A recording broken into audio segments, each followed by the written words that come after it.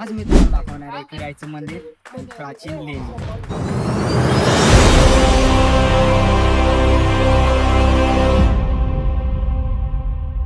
चला मग बघू. त्यानंतर शिरलो मी मंदिरात. मंदिराच्या आतमध्ये जाऊन बाकीचे लोक माझ्याकडे बघत होतं. आतमध्ये शिरताच मी पहिला लावला कपाळाला टिक्का लावला. नंतर बाहेरच्या साईडला गेलो. इथं तर आम्हाला कॅमेरा दिसला. भाई साहब किती सिक्युरिटी इथं. तर आम्ही चढणार आहे 500 पायऱ्या, पूर्ण 500 पायऱ्या चढणार आहे. बघू किती टाइम लागतो. त्यानंतर आम्ही चढायला सुरुवात केली पायऱ्या. इकडे पूर्ण गाव मस्त दिसतंय. तिथे एक तळ आहे. इकडनं पूर्ण एकदम भारी डोंगर. सह्याद्रीच्या पर्वत रांगांमध्ये एकविरायचं मंदिर आहे.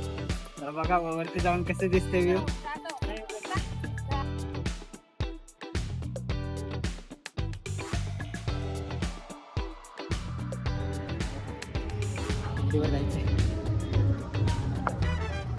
टेकडी बघून तर माझी हालत खराब झाली. पण इकडच्या साईडला बघतोय तर बाळ सुद्धा चढत होतं पायऱ्या.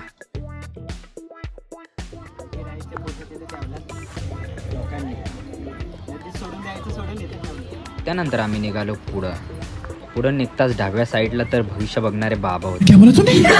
बघत होते लोकांची. कोणाला भविष्य बघायचं असेल आपल्याला नाही बघायचं. आम्हाला तर भविष्य बघायचं नव्हतं. आम्हाला तर पहिलं वरती पोचायचं होतं. तिकडं एकविरायच्या मंदिरापाशी साईडला बघतोय तर सगळीकडे कचरा होता. ते एक्सप्लेनेशन करून आम्ही पुढं निघालो. भरपूर सारा कचरा होता. इथं पाणीसुद्धा होतं. पाणी बघून झाल्यानंतर पुढं तर कोणतरी ढोल बिल वाजवत होते. म्हटलं आतमध्ये जाऊन बघू काय चालतं.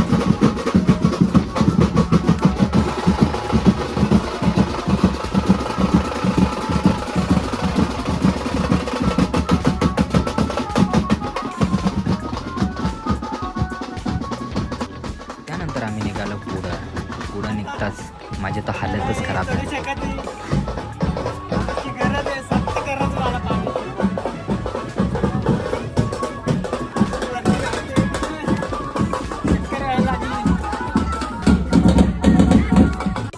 आजूबाजूला हारांची आणि ओटीच्या सामानांची दुकानं होती. त्यानंतर माझी नजर गेली एका पेड्याच्या दुकानावर. त्याला बघून तर माझ्या तोंडाला पाणी आलं होतं. फायनली आम्ही एकविरायच्या मंदिरापाशी पोचलो होतं. तर हे आहे एकविरायच्या काळातलं जुनं मंदिर. हे आम्ही बघण्यासाठी जवळून बघायला गेलो.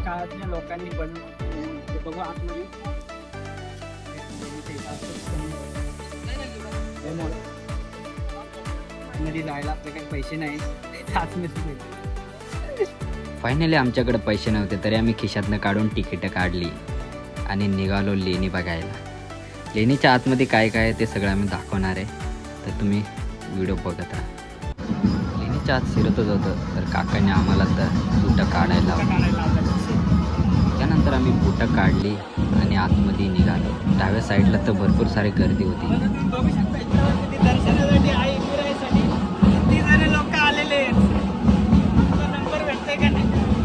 त्यानंतर आम्ही गेलो लेणीच्या आतमध्ये.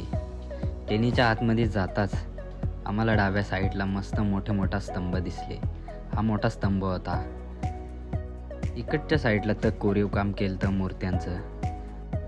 लेणीच्या आतमध्ये एवढं भारी भारी कोरीव काम केलं तर हत्तींचं सुद्धा कोरीव काम केलं तर दगडांनी हाती बनवलेले.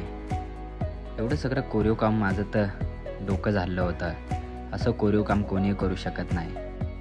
त्यानंतर आम्ही गेलो आतमध्ये शिरताच डाव्या साईडला मोठा खांब होता. त्या खांबावर कोणीतरी कोरीव काम केलं ते सुद्धा होतं. आतमध्ये एवढे प्लेयर होते ते मोजताच आले नाही. हे सगळं सागवान लाकडाचं काम होतं. ते सगळं बघून आम्ही पुढं गेलो. पुढं एवढं भारी भारी होतं आमचं तर डोकंच फिरत होतं. वरती बघून चक्कर येत होती. सागवान लाकडाची डिझाईन केलेली. त्यावेळेसचे इंजिनियर असे टॅलेंटेड होते. आजचे इंजिनियर त्यानंतर आम्ही गेलो स्तूपाकडे. आतमध्ये मोठं स्तूप होतं ते बघण्यासाठी. तिथं बघितलं तिथं काहीतरी लिहिलेलं. तिथं नंतर वाचल्यानंतर कळालं बुद्ध धार्मिक लेणी 20 सणापूर्वी सुमारे पहिल्या शतकातील म्हणजे इसवी सनातील पहिल्या शतकातील लेणी. तुम्ही बघू शकता हे त्याला अख्खं डिझाईन केले इंजिनियर लोकांनी.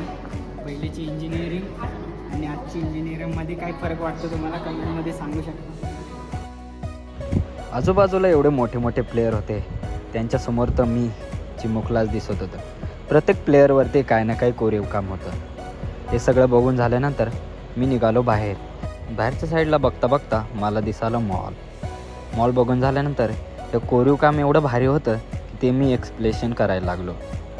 हे सगळं बघून माझ्या मनात विचार आला की एवढं भारी कोरीव काम कोण करू शकतं. म्हणजे पहिल्यातल्या काळातली माणसं एवढी इंटेलिजंट होती, ते आताच्या काळात कोणी करू शकणार नाही. एवढं सगळं बघून झाल्यानंतर मी निघालो बाहेर. बाहेरच्या साईडला लेणीच्या शेजारी आई एकविराई देवीचं मंदिर होतं. असं सांगतात हे मंदिर 5 पांडवांनी एका रात्रीत बांधलं होतं.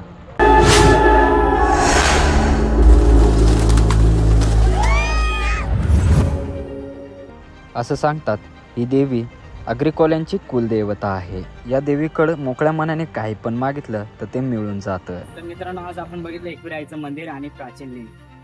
तर आजचा व्हिडिओ एवढाच. जर तुम्हाला व्हिडिओ आवडला असेल तर लाईक आणि सबस्क्राईब करा. भेटू नेक्स्ट व्हिडिओमध्ये. बाय.